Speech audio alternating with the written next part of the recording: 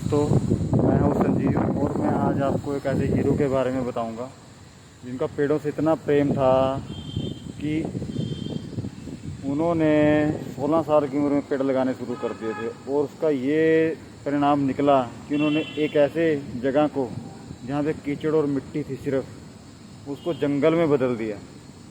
और उस हीरो का नाम था जादव मोलाई पोयांग। ये असम के रहने वाले थे और 16 साल की उम्र में उन्होंने पेड़ लगाने शुरू किए थे। और उनको 2015 में पद्म श्री अवार्ड भी मिला था।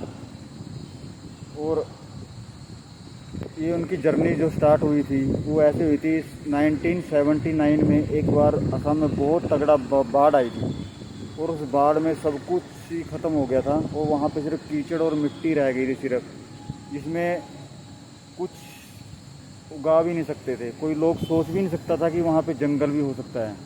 तो हुआ क्या, ये उस टाइम 10th क्लास में पढ़ते थे, 10वीं में। और ये एग्ज़ाम देकर आ रहे थे, रास्ते में इन्होंने देखा नदी के तट पर वहाँ पर बहुत हज़ारों संख्या में सांप मरे पड़े हैं। और जब इन सांपों को देखा उसने तो इन्होंने गांव वालों से पूछा कि जैसे ये सांप मर गए एक दिन क्या हम भी मर जाएंगे। तो वो सारे गांव वाले हंसने लगे। तो हंसते हंसते उस टाइम तो चले गए, पर बाद में सोचा यहाँ पे मैं कुछ ना कुछ तो करूँगा ऐसा कि ऐसा काम ना कभी ना हो। तो उन्होंने गांव वालों से काफ़ी दिन बाद फिर पूछा कि क्या कर सकते हैं कि ये ऐसा ना हो। तो गांव वालों ने कहा पेड़ लगाओ, यहाँ पे जितने पेड़ लगेंगे तभी यहाँ कुछ हो सकता है, हरा भरा होगा। तो गांव वालों ने इसको 50 बीज और 25 बांस के पेड़ दिए लगाने के लिए। तो उसने लगाए और धीरे धीरे लगाते रहे, 35-40 साल की वर्ष तक लगाते रहे। और उसका ये परिणाम निकला कि आज दोस्तों यकीन नहीं करोगे, वहाँ पे इतना तगड़ा जंगल बन चुका है। उसमें हज़ारों शेर, चीते, अन्य गैंडे, पता नहीं क्यों कितने प्राणी रहते हैं वहाँ पे। पूरा जंगल इतना तगड़ा है, उसका नाम मोलाई वन रखा गया। आप देख सकते हैं, बहुत विख्यात है वो असम में।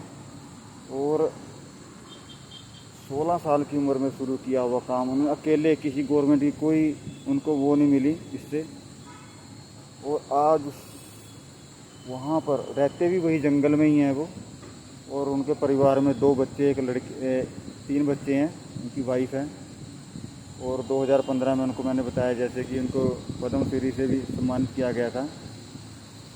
और दोस्तों, मुझे देखकर मैं जब इसके बारे में सुना तो मैं कसम से मैं इतना हैरान हुआ कि एक बंदा 1360 एकड़ में, आप सोचो 1360 एकड़ में उन्होंने पूरा जंगल बना दिया अकेले इंसान ने। इतने पेड़ लगे, आज भी वो उसी जंगल की देखभाल करते हो। कितने जीव रहते हैं उसमें, सोचो 1360 एकड़ में एक पूरा जंगल, और जो इतना विख्यात है आज के टाइम में। आप पढ़ना उसके बारे में। मैं इतना हैरान हुआ कि क्या बात है यार।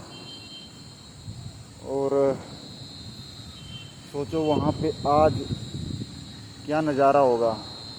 अगर मेरा चक्कर लगा मैं ज़रूर देखना चाहूँगा एक बार ऐसा इंसान को जिन्होंने ऐसा अद्भुत काम किया, वाकई।